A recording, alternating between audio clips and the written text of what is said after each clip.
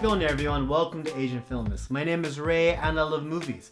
And the movie that we're going to be talking about today is the 2017 film Confession of Murder, directed by Irie Yu. And actually, it's a remake of the 2012 South Korean movie of the same name, directed by Jung Byung-gil. And I've seen the original Korean version of Confession of Murder and I absolutely enjoyed it, at least from what I can remember. It's been a few years since I've seen it. But this time around, the Japanese remake stars Fujiwara Tatsuya and Hideaki. But let's talk about the story. The story of Confession of Murder. It takes place in two time periods. One of them is 1995, and in 1995, a string of brutal murders occurs, and they go unsolved. And one of them involves Detective Makimura, who's played by Hideaki. And for 22 years, the murder has gone free. That is, until present day, when a man by the name of Sonezaki, who's played by Fujiwara Tatsuya, makes an appearance, and he claims that he is the one who committed all those murders 22 years ago. And he confesses to these murders in probably the loudest way possible. He publishes a book detailing about all the ways he's committed the crimes, the rules he follows whenever he selects a victim, and also what he follows in order to enact his crime. And of course, Makimura, he sees Sonezaki and he has this struggle. He has to decide whether or not he has to carry out his duty as a police officer, or whether or not to carry out his revenge. So yeah, Confession of Murder has the makings of a really good mystery thriller. Overall, I really like it. I like both versions of Confession of Murder. I'll get to the comparisons later after I talk about the positives and negatives. So that being said, let's talk about the things I enjoyed about this Japanese remake. The first positive thing I have to say about Confession of Murder is the opening credits.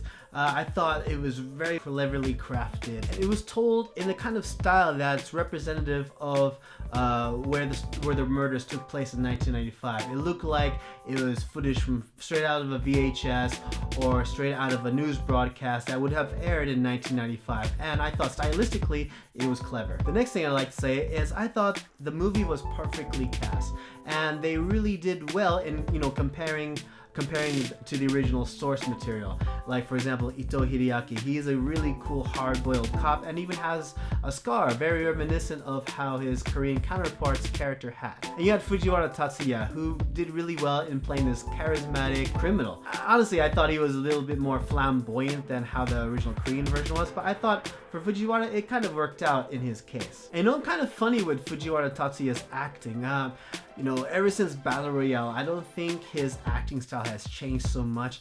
He always delivered his lines with this kind of hissy voice, like, and yeah, this is what I did. But depending on the character, it can either be very bad or just funny. But I thought in this story, that kind of way he acts and kind of overacts, and the way he delivers his lines fit very well for the character he played. But yeah, all the actors did well, the lead actors as well as supporting actors. And another thing I really liked was the music and the soundtrack.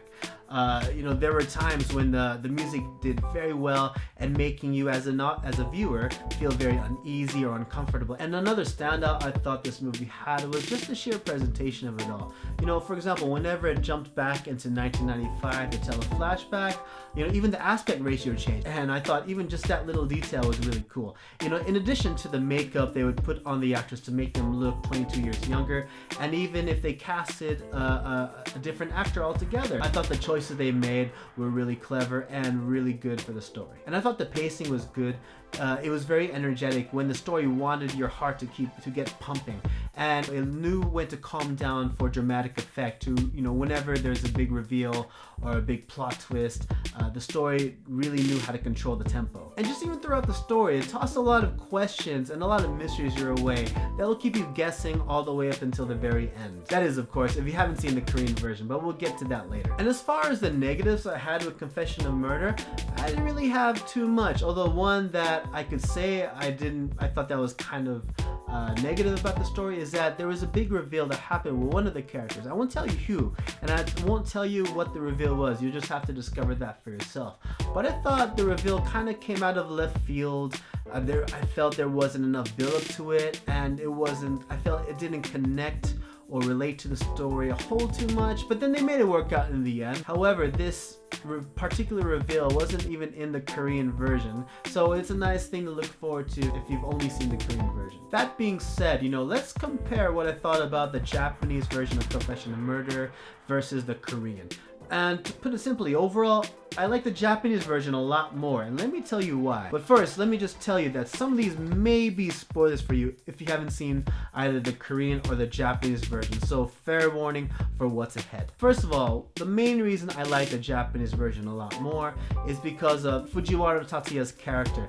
I felt his character stayed very relevant from beginning to end, whereas in the Korean version, I felt like, there was an event in the story where his character felt like it was thrown away. Then they kind of forgot about him, and then they brought him back in the very end, but in the final act, he played a very small role. However, in the Japanese version, he was relevant, he was an active participant in the story all the way until the very end. And also, the Japanese version was more than just a simple cut and paste remake. Granted, the basic flow of events from beginning to middle to end were pretty much the same. However, there were enough new events to make this viewing experience fresh, even for fans of the original Korean version. Even the last 20 minutes of the Japanese version, it's all completely rewritten from the original version. So for those of you who have seen only the Korean version, you have something fun and enjoyable to look forward to. Another thing I really liked in the Japanese version was that there was, this is different from the reveal I spoke about in my negatives, but there's a different reveal with another character that is really well done in this version. In the original version, I thought that this particular reveal was kind of quiet. It didn't get as much attention or as much epic presentation as it should have.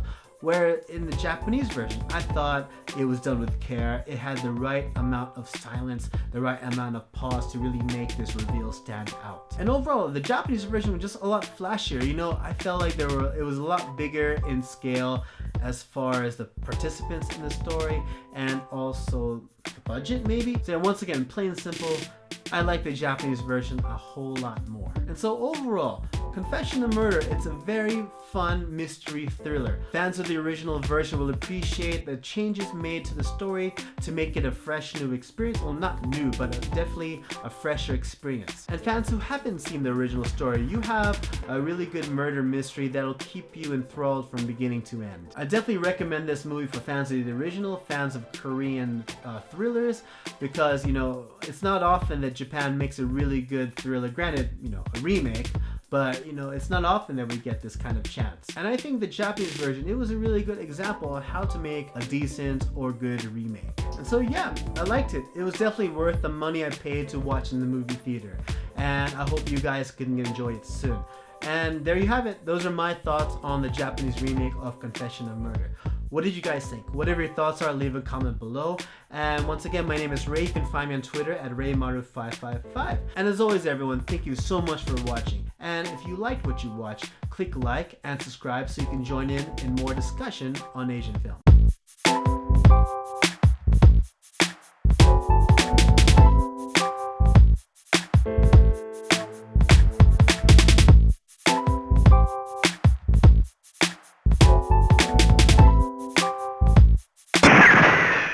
獲物は確かにいただいたぜ。